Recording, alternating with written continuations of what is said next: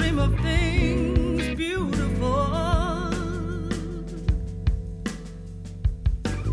I do dream. I dream of things beautiful. I do have the right to dream of things beautiful. I do have the right, yeah, to dream of things beautiful, beautiful. A grandfather freed from prison after 40 long years, embracing his children for the very first time. A grandmother whose family lets her know how much they love her for all she endured. Present and future generations, emotions and sensations are electric in you.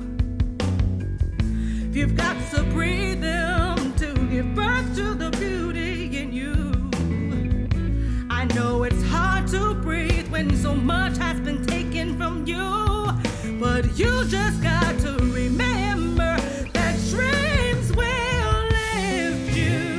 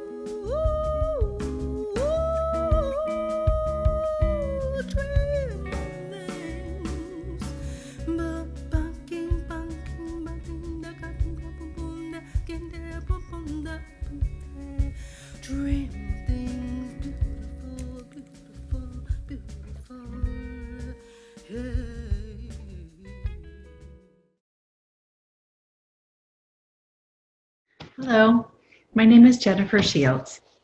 I'm speaking to you from Tacoma Park, Maryland, from my home. I live on the ceded land of the Piscataway people.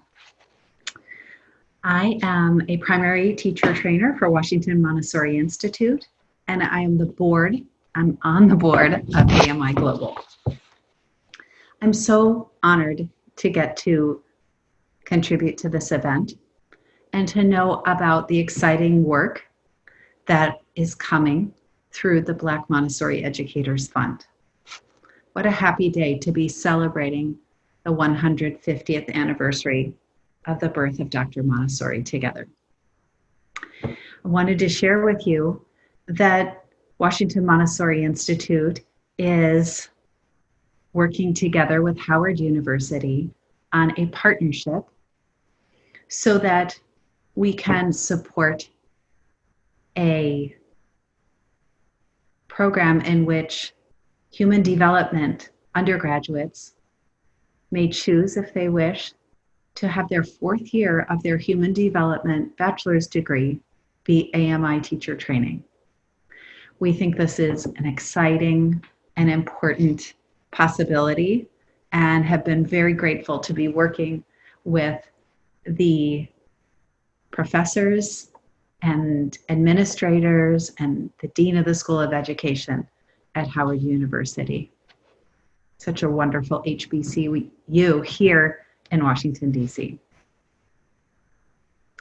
I've been thinking about Dr. Montessori's work and the Pink Tower, and also something that Dr. King taught. He taught that life has length, breadth, and height, 3 dimensions. He said length is self-love. Breadth has to do with community and caring for others. And height is transcendence, serving something larger than oneself. This is just like what Montessori advocated for and what we must work towards. I'm excited about change. I'm excited about increasing access to those who want Montessori. And I'm proud of Dr. Ize's work. Dr. Ize is on our board at WMI. And I look forward to another 150 years. It's an honor to speak with you, and I wish you all well. Hi everyone, I'm Nia Seal, and today I'm asking for your generous donation of $150 to support the Black Montessori Education Fund in honor of Dr. Montessori's 150th birthday. 150 years ago, Dr. Montessori was born, and she went on to dedicate her life to making this world a better place for children. Not just some children. She had a dream and a vision of a world where all children could grow up to be the best that they could possibly be, which in turn creates a society that we all want to live in. So I'm asking for your donation today to support the Black Montessori Education Fund in providing access to quality Montessori education for Black children, for Black teachers, because quality education, quality Montessori education is not just for some of us, it's for all of us. Thank you. Donate today. $150. Thank you. Welcome to the Challenge Pavilion. The purpose of this pavilion is to challenge all Montessorians to do better in all areas of our practice, no matter what roles we play in our community. The topics for the panel are based on the Montessori triad, the child, the adult, and the environment, with the 4th panel representing the connective lines and the space in the center of the triangle. We are calling the 4th panel Community. This is our adult panel. This panel is designed to challenge Montessorians to reconsider what we mean when we talk about the prepared adult, and to provoke ideas of how education is a continuous transformation. We have Heidi van Staden calling from South Africa. She has her CASA in elementary training and orientation to adolescents. She's the director of Montessori Center South Africa Training Center. She's the director of Montessori Academy and College for students 18 months to 18 years, where they work to integrate all age groups. She comes from a very Montessori family is a Montessori parent, has Montessori siblings, and her mother was a Montessori educator as well. Her international childhood experience ignited her passion for the cultural area. We also have Dr. Philip Gang, who's calling in from the USA. He's the author of 2 books on education, and his new book, Educating for Right Action and Love, will be released towards the end of 2020. He has a very long Montessori history. He's a Montessori parent and grandparent. He did his Montessori elementary training in the early 70s, and the key player in the earliest efforts to establish adolescent Montessori education in North America. He was very close with Mario Jr., who sat on his dissertation committee, and he was nominated by Mario for training of trainers.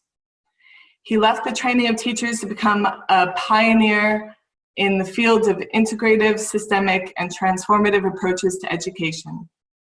He's the founder of the Institute of Education Studies, TIES, and its graduate programs in integrative learning and Montessori integrative learning. He's lived and worked in New Zealand for many years. And then we have Dr. Cindy Acker, who's calling in from the US. She's the founder and principal of the Child's Unique and the Montessori Elementary Intermediate School of Alameda. She has several degrees in education, human development, spirituality, cultural studies.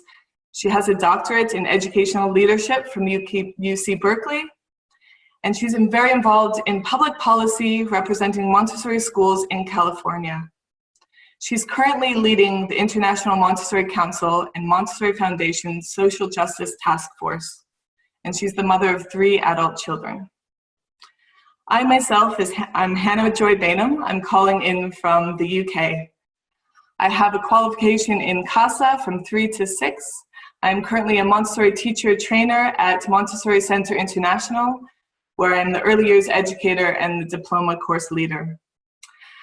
My Montessori journey has gone all over the world, from India, working with Tibetan refugees, to Hong Kong, to Istanbul, where I started a parent cooperative. I'm the author of the book Following the Child, Küçük Ayak İzinden, which is translated into Turkish, one of the first Montessori books translated into Turkish, and I'm currently pursuing my Montessori of Education, my Master's of Education, where I hope to look at how Montessori values can impact adult learning. I thought we'd start off with a very important Montessori quote, which I think will really kind of begin this conversation and discussion, this dialogue, Dr. Philip Gang. We must be humble and root out the prejudices lurking in our hearts. We must not suppress those traits which can help us in our teaching, but we must check those inner attitudes, characteristic of adults, that can hinder our understanding of a child. So when considering this quote, what role, in your view, does examining our biases play as part of the spiritual preparation of the Montessori adult? I really love that quote, because the work that we're learning now about human beings and our own ideologies and biases is something that Dr. Montessori knew a long time ago.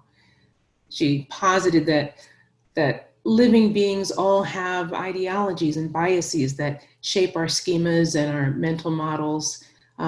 So it's characteristic of us to have them, but it's also critical that as guides, as adults, that we understand them, that we recognize them, and that we keep them in check. Because our biases and the decisions we make, the lens through which we move, is how we see the child and how we see other things in the world. So it's an important part of our spiritual preparation to really come to know ourselves and our own living tendencies. And we're not given permission to do otherwise. She said we really need to do this, to walk our walk of the journey of really coming to know ourselves and how it affects the spiritual lives of the child. And that makes it such a critical work that we're engaged in. First thing that flashed across my mind was an incident that occurred during my first year of teaching, when I said something to a child and I thought to myself, who is it that said that? And I began wondering about this notion of assumptions and conditioning that develop in childhood, and we don't know who we are unless we pause to reflect upon our language, the way we say things, and who we are as individuals. Montessori said the transformation of the teacher must be made ex novo, right from the beginning, but she didn't really give a formula for how that could be accomplished. In fact, being a person in her training was not a transformative experience. You were transformed by her personality, by the brilliance, by the ideas. But if you had prejudices, you had to look yourself at what they are. And so I think that those of us that work with adults have to prepare an environment where people can confront their own inner responses to others. So one of the questions in our application for the graduate program is, what do you do when someone challenges your worldview? We created that like 6, 7 years into the program, and it eliminated a lot of people from even applying, because it gives people the notion, oh, I might be hearing things that I have not heard before. And I have to stand and not judge, but move to a place of asking them to explore the assumptions behind that perspective rather than judging it. So it's creating a non-adversarial environment for the adults to become who they really are. You're highlighting again that continuous journey and that we're never steadfast. And I think Montessori really talked about that evolution within ideas and also within the adults, hopefully, I think. Talking about that evolution, talking about that spiritual preparation, how do we work within ourselves to become more welcoming of all children as they are? More specifically, when we think of the child, how do we picture that racialized child, the transgender, genderqueer child, the neurodivergent child, all the children that usually don't come to mind when we think about that idealized child? I think when we're looking at this diverse group of children that we're going to come into contact with, children in the classroom, adults in our training environments, we need to see the child, the adults, everyone we're coming into contact with every day as a new person, and see that new person with new eyes and a fresh start every day. Because if we don't, and we carry the bias and the prejudice from yesterday with us, it's just going to build. It becomes overwhelming at the end of the day to need to deal with all of those pressures of the feelings from yesterday and last week and a month ago.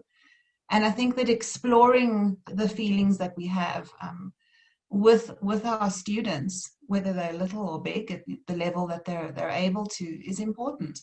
It's in exploring them together and unpicking them and unraveling them and giving them names. You know, sometimes we don't have a name for the thing that we're feeling, but when somebody else helps us identify, it suddenly makes sense. And then there's a way forward. Together, we can actually do better. We can do right. You know, we come with situational biases, and we come with family bias, what we've learned growing up, what we've learned from our culture. And all of those aspects, it's so tricky because there's so many parts of this whole that we need to look at. I think that's key. I've been really interested in anti-bias education at the moment, and reading about anti-bias education. And Julia Olson-Edwards says, differences do not create bias. Children learn prejudice from prejudice, not learning about human diversity. And I think we as adults, we just need to be so aware of how our impressions, it's not even our words, it's the reactions, it's the body language, that children just are so sensitive and so innate, they can pick up on those little things. And I think it's really about thinking about how prejudice and bias, again, is learned and how we can, within our schools and within our classrooms, within our adult classrooms, we can really look at transforming that learning and moving forward. But I think that this can be quite challenging because there's a lot of inequality in our social systems. So how do you address the inequality of our social systems when you prepare yourself as the adults? I think with a fervor to change, with the courage to stand up against it, with a commitment to keep inequities as living issues that require our continual participation. I think it involves knowing and seeing economic injustice, racial injustice, genderqueer identification injustices, sexual orientation injustice, environmental injustice, and how these things intersect, and how race is often the thing that underpins them all. It's critical to be willing to be the person who recognizes privilege, any privilege, and to stand up for marginalized populations that need to have equitable treatment and resources. I think that when we make the commitment to do those kinds of things, that we're starting to address some of the inequity in the social systems and some of the things that allow us to have different lenses, as in your previous question. It opens a door for us to start to see children differently and openly for who they are and who they're becoming. Cindy, I just want to, on the back of what you've said, you know, the thing about participating and being, you know, an active participant, it reminds me of our work with the adolescents. I often speak to my students and my parents in my school and anyone who'll listen. You need the right person to work with an adolescent, because there's a very gentle approach that's needed with these very vulnerable group of children or adolescents, young adults, that would inspire them to be able to participate, because I think in many cases they feel that they can't, and then that adolescent translates into a young adult, you know, 20, 24. Some of the people we're getting on our training programs who come in without a voice, and they don't have the means within them to stand up and understand what it means to, first of all, just collaborate with others, and then actively participate. And nurturing these people, children, adolescents, is quite a job, because again, it goes back to our spiritual preparation, because we need our spirits to be right in order to reach out to the spirit. When you're dealing with so many different personalities, it creates quite a challenge to make sure that everybody feels that their voice is heard and that their participation matters. And I think that's just, it's key to making any change, that every person should feel that they matter. When we're thinking about how we can work with parents and grandparents and caregivers and educators, do you think that preparation for that work with adults is different in any way? Do you think we should approach parents or grandparents or future teachers in a different way? I remember working with the adults for years and talking to my partner, Marsha, at the time, and thinking, this is just like running a 9 to 12 class. This is just, it embodies the same allowing the voices to be heard. So allowing the voices, acknowledging the voices, asking the right questions rather than giving the answers, setting freedom within limits. It's no different with parents, that we don't always have to answer every question they have, but give them an opportunity to live into their question and ask them to explore the assumptions they have behind that question, especially now, because with telecommunicating and teleteaching, they have to understand Montessori at a new level. They have to learn how to trust the process. And that's not easy. So as guides, we have to exude that confidence in a Montessori way to help them help themselves to trust the process. That's so interesting. I have done parent courses before, it's really about facilitating those conversations, that they have those answers and they can talk amongst each other and they have strategies already. And there's so much information on the internet that they just actually want to be heard and they want to be listened to and they want to have a space where they feel safe to do that. And one of the best compliments I've ever received is at the end of the parenting course, one of the parents said, actually, you didn't teach us anything. You helped us to help ourselves. And again, that's the best. That's the best thing a Montessorian can hear. Well, for me, there is a piece that is different in that children come eyes wide open, ready to see and to listen. And very often it is that adults are moving so quickly through life that they haven't taken the time to reflect. And the time to really have deep seeing and deep knowing. And so when I work with my teachers, with parents, I think my emphasis is for them to reflect, to really take the time and really give consideration to where they are, what they are knowing. And as you mentioned, someone saying you didn't teach us anything new. Sometimes it is the same information, but you have this moment of within you, and adults sometimes move too fast so that they don't get that, and so the preparation is helping them to be able to call that part back in, so that they do pause and listen and use their senses and really gather their wisdom from the universe and from what's inside of them.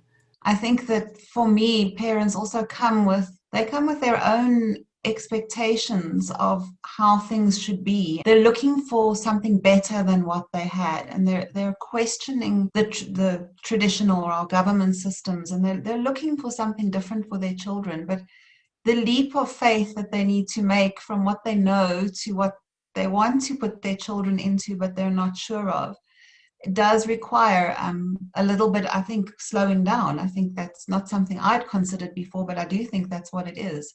Rather than I just want the best for my child and I want a good education, they need to see how that good education is going to unfold and of course, their role in it. That idea of slowing down and really, really understanding. I was explaining to my students the other day that concept of materialized abstractions, right? And we were talking about the geometric solids, and we said, we can think about a sphere in our head, but a child is really feeling and they're materializing that. And I think that's the kind of same thing that we want, the goal that we have with our adults is a lot of the things that we talk about is very abstract and it's very kind of the way we've thought about parenting or the way we've thought about our own experiences as children has become abstract because we have kind of removed ourselves from it. And it's really that materialized, that hands-on experience, that reminder, those sentiments that you're doing okay, or that confirmation, or those challenging conversations that really make it come to life. Just the nature of the way we meet with these adults is transformative because it's not face-to-face, it's asynchronous. So they get an opportunity to read and respond to something that somebody else has posted, and that response can come 2 hours later after they've thought through it and worked through their own assumptions and come back with an inquisitive mind. It's a transformative process for the adult. I think this leads nice into our next question, that idea of how do adults learn? Do you think it's very different from how children learn? And as Montessorians, how can we encourage adults to learn in a more Montessori way? Adult learners are also coming with the baggage that they came from school with, and the majority of them came through traditional schooling systems where they're focused on getting the best mark. When am I going to get an A? When am I, is it a distinction? How much more do I need to do to get a distinction? I've had students who can get a distinction on a piece of paper. You can go and study the texts, and you can write the exams, and you can be a distinction student, and yet get it. You're not in the classroom with acknowledging the child. You're not seeing the child. All you're seeing is the theory. Adult education can be difficult from that point of view because we're dealing with so many layers of previous experience that sometimes needs revisiting and relearning. What Heidi mentioned reminds me of also what Philip mentioned about adult learning. There's a concept in research that's called single loop and double loop learning. Single loop learning is taking the information, you get the rule, but until you take that information and mold it and reshape it into different possible situations so as to make change, it doesn't carry and it doesn't turn into wisdom that will motivate changes and different decisions and different actions as you move through life. Adults are often learning by making the mistake, but not quite getting the information from the mistake, or by gathering information and being fearful of doing something that is wrong so that they don't actually take the time that they need to be able to learn. And a child, one of the wonderful things about a Montessori environment is that you just keep working with the material. You just keep working with it until you get it. And then it's like, and it takes a while for adults to be able to do that. And until they get that double loop where they've actually applied the knowledge into different situations so as to make a difference, they don't gather what they really need to make their learning deep, to reflect and to have it be something that is life-changing. And that's what we're hoping for. This is such a big question. A really big question. I have to go back to my early experience. In the 1980s, I went to this seminar led by Peter Senge on learning communities in the business world. And I was there and I thought, this isn't much different than what I do with children, So that was one experience. And the other experience is I went to this workshop with Daniel Goleman when he was exploring his idea of emotional intelligence. And I sat there and I thought, this is no different than what we do in Montessori. So I had those two experiences that really helped me conceptualize that working with adults is not much different than working with children.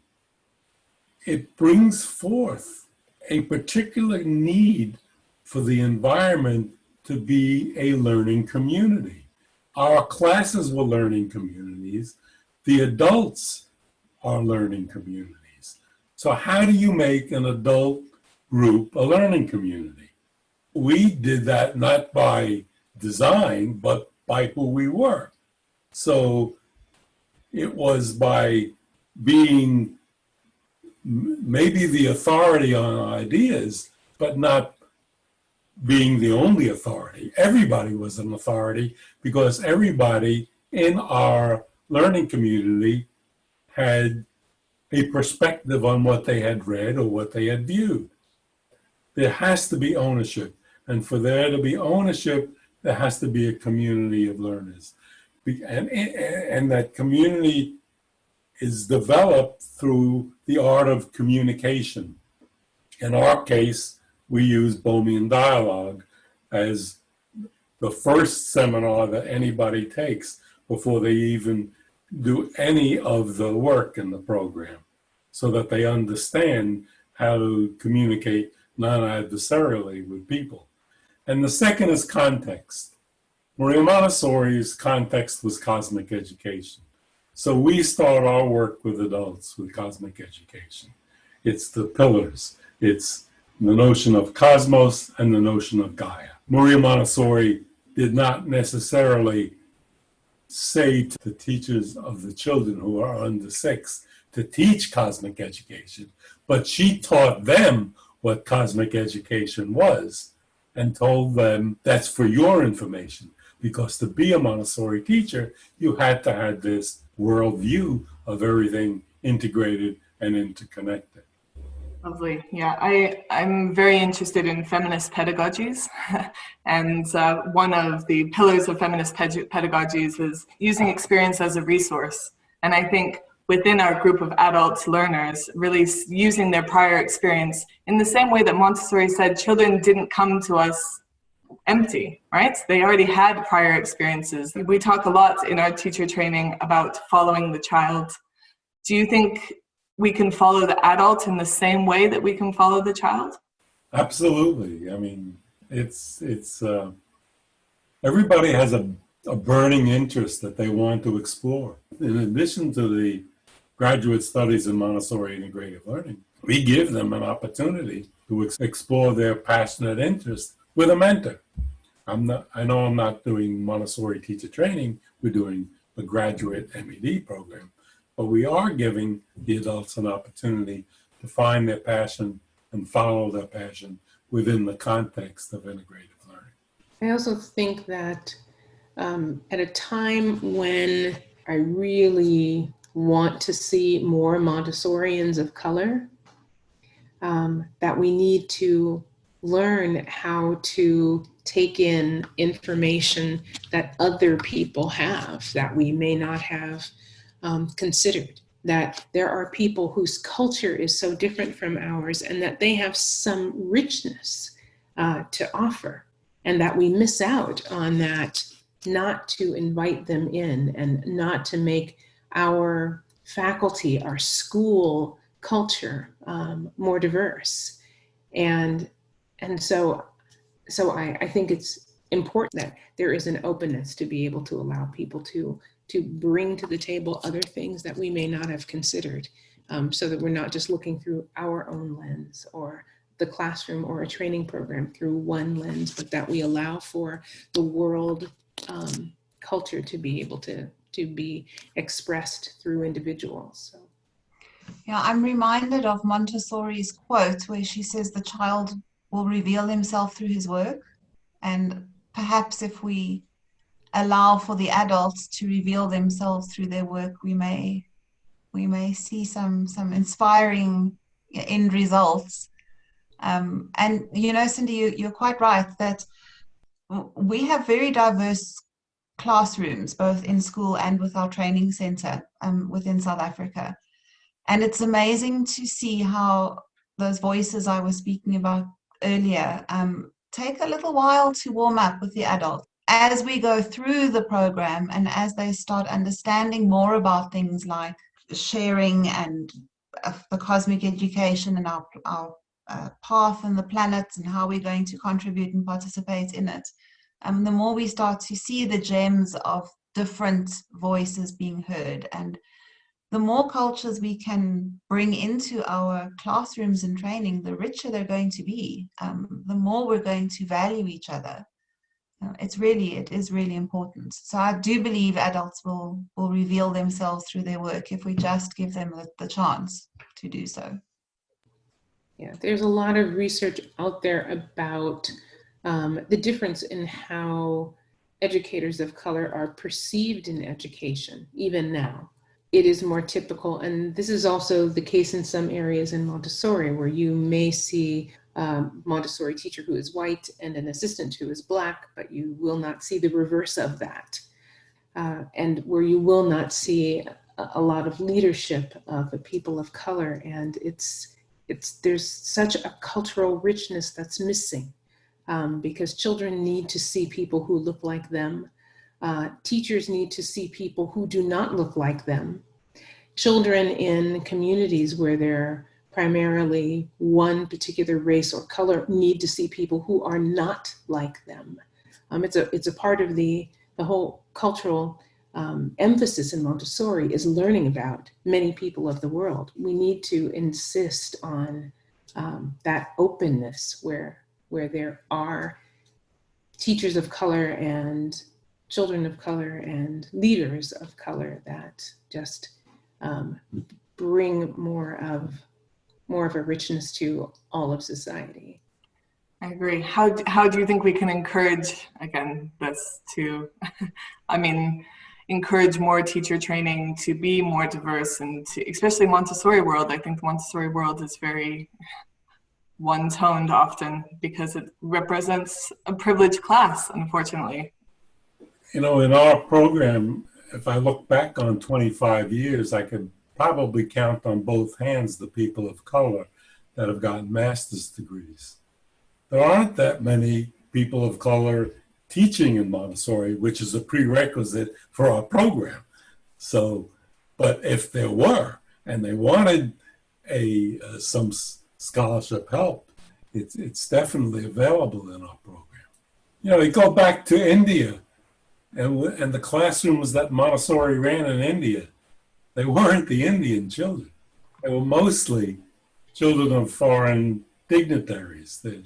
So, you know, that's the heritage of Montessori.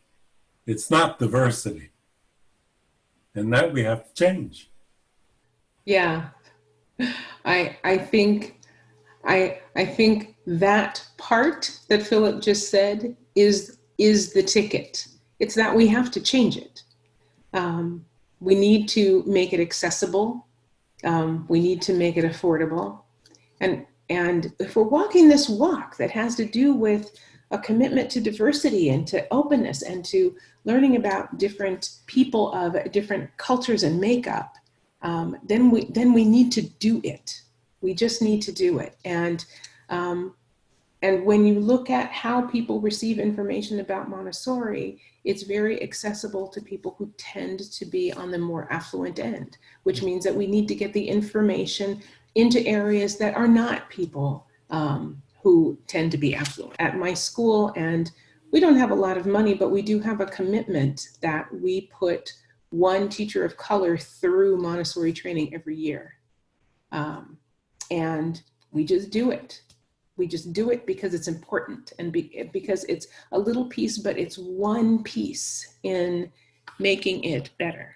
In South Africa, we have an education and training sector grant. So there is government funding for students who need it to be able to do training, and the government does sponsor some of that, the costs. I think that a big part of the drain, especially in our case in early childhood, is that the teachers are being trained and they're getting good training, and then they go out into classrooms that are not necessarily Montessori enough. That's not what they've learned on their courses, and so they fall into bad practice, and then it feels like it was for nothing. Okay? And I think that, yes, we need, of course, the more people we can get through training, the better. But I think further than that, the vision needs to be with how to support them afterwards. All the affluent schools that we have, there's nothing to stop any of us taking hands with a school that doesn't have the means that we do, and supporting that school with materials, with know-how, with parent education. There's so many ways that we can do it. It is simply as easy as you say, Cindy, just doing it. Montessori talks about these principles within her cosmic education, that interdependence, that responsibility and respect. And I think often in the Montessori world, we forget these things. We become these silos that work independently, and we have these blinkers on and we're not seeing the rest of the world around us. Montessori talks about that idea of citizens of the world. And I think that's really interesting, Dr. Gang, how you mentioned the colonial aspects of Montessori and her time in India, and how she was teaching, diplomats and people like that. But then coming from Rome and working in the ghetto of Rome and working with underprivileged children, that foundation, it started with those right ideas. How can we continue to encourage this idea of being a citizen of the world, and really, again, by making Montessori accessible to everyone and resisting and fighting against those colonial concepts, those colonial ideas of Montessori? I know that I worked with a group of students in a rural setting a while ago, and they were amazed to learn that Montessori wasn't just something that Heidi did with them. It was something that's actually all over the world, and that there are schools just like theirs in many places all over the world, and that they weren't, yes, they were fairly isolated, but they weren't alone. And perhaps it's just these connections, it's making these connections that I'm part of a whole, or I have support. beyond where I am now. We are a global network now. We can reach out to anybody anywhere in the world, just like we're doing now.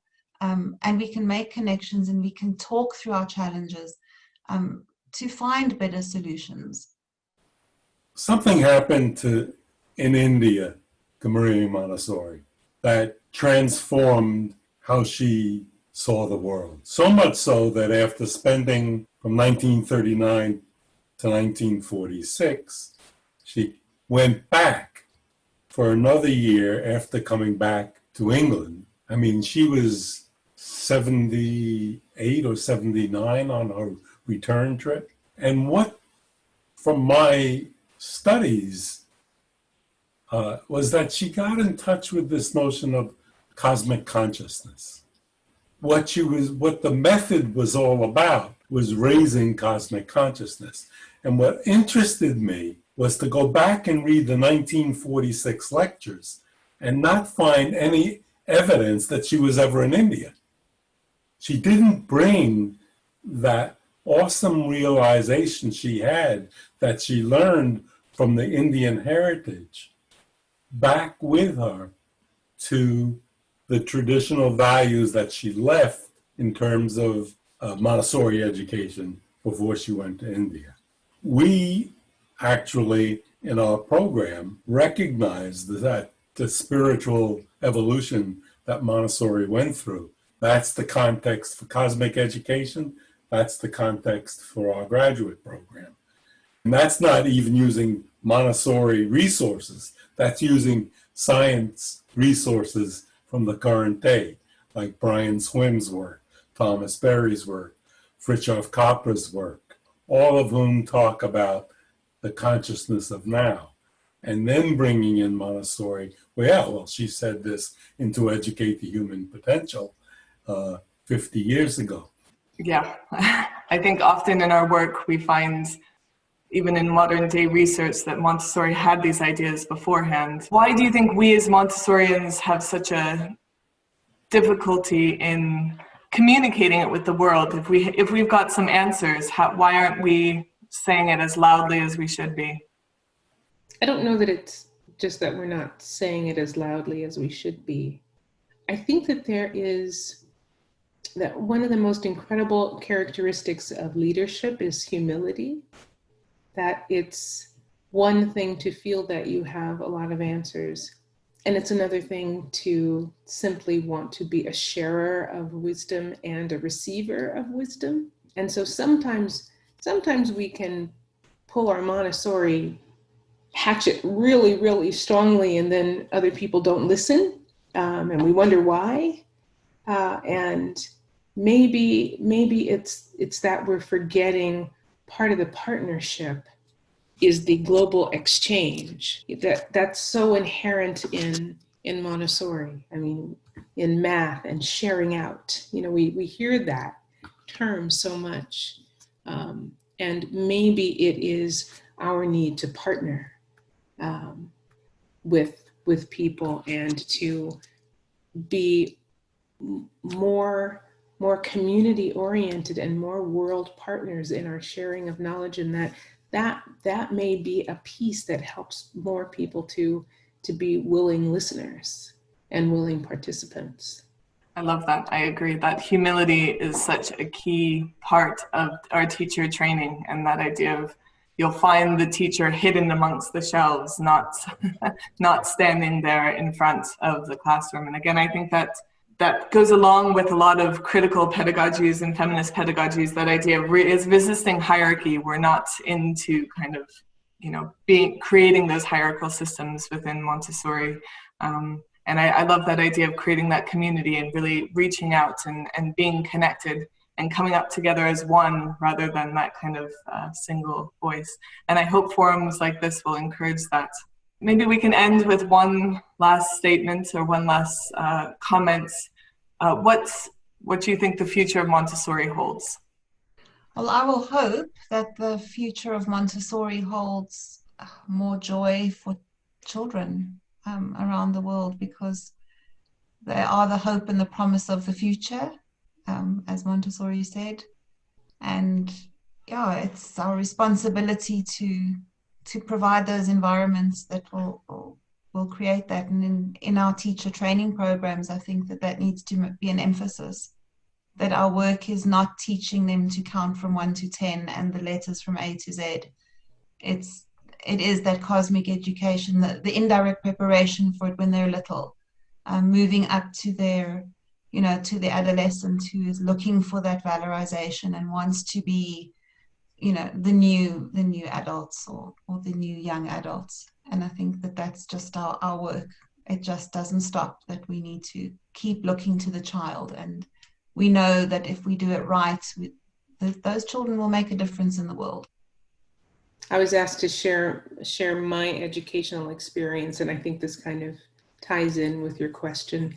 I was a very young child who was considered really smart, and I went to elementary school at a time when they didn't know what to do with kids who were considered smart. And so I spent most of the time in the office with the principal, helping with running the school, not running the school, but doing things in the office. And at one point when they didn't have a substitute, I remember I was a 6th grader and I taught kindergarten and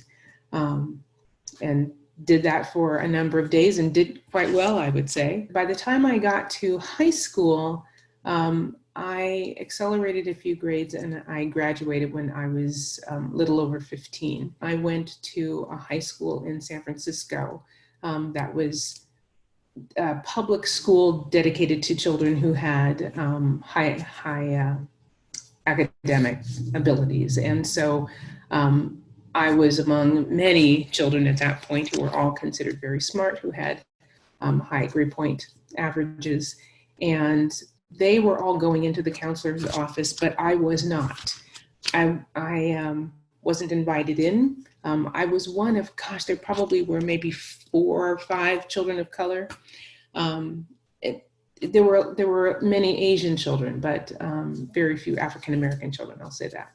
And so by the time I graduated a little over 15, and my parents really didn't know much about college because they hadn't gone.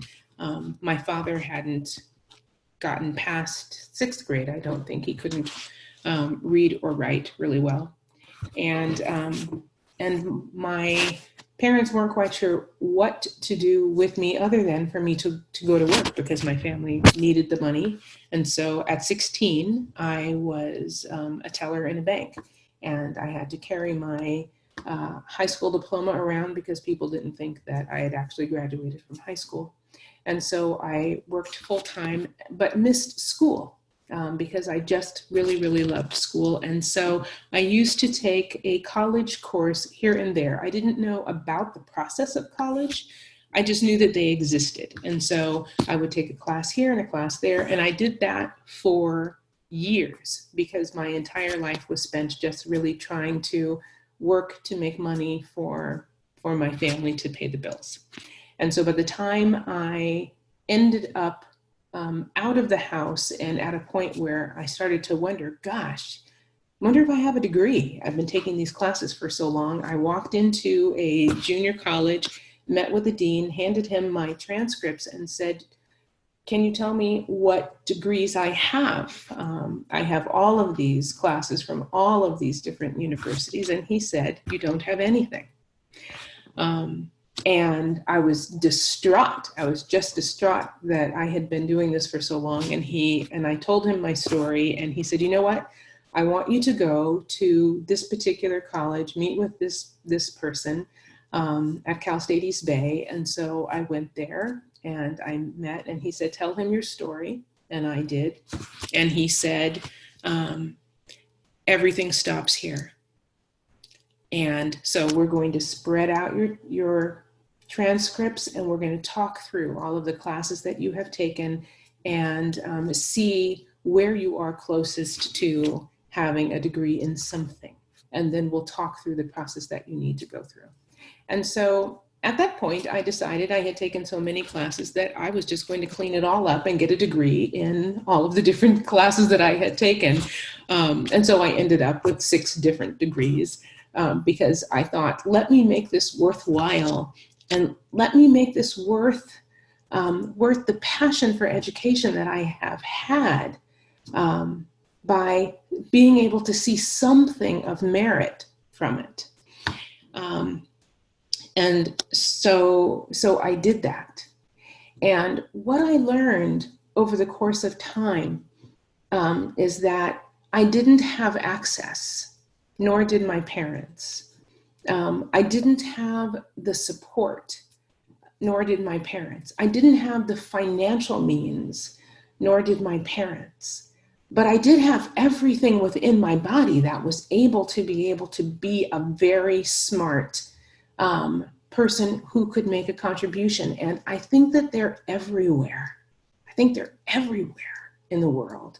And there are so many people who don't have those kinds of opportunities. I'm missing the fact that before that, I also completed a bachelor's, master's, and doctorate from a university that was not accredited, but I didn't understand that process.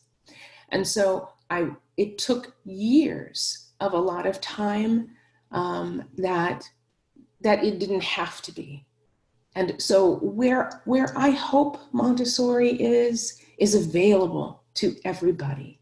And what I hope is that we learn how to partner well, and that we have a real, true commitment to children, and that we have a real, true commitment to people, and that we recognize that the world is getting browner. There are more and more people who are multiracial and multilingual all over the world, and we've got to make a way. We've got to make a way, because yes, we do have a knowledge that we really think there is an answer here for people, and there's a reason why Montessori said it's education for peace. And so my hope is that we make it so. My hope is that we really walk our talk, and that we are the ones who change the course of racial injustice history now, change the course of equitable injustice history now, and that we make this incredible way of learning and being and living available to more people. It is very hard to go after what Cindy said, because I actually was shaking my head. Absolutely, that is the number one issue from my heart. Brought tears. You know, I lived in New Zealand, and the number of Maori going to Montessori schools was almost nil. The inner city schools in the US have to make a lot of compromises. And that's where most of the people of color go because they can't afford it. So my call out would be, I think the independent schools have to give more opportunity to people of color. I'm reminded of the metaphor that Brian Swim uses about how changes occur on the periphery of ecosystems. And I believe that Montessori is on the periphery of education, and that's where change can occur. It was wonderful to hear your experiences with working with adults, and we encourage everyone who views this to check your email and also check the Montessori Everywhere website for the links to the Connect panel. There'll be a networking cafe where we can talk more about this panel, and you can raise some questions for some of our panelists. Thank you so much for joining us.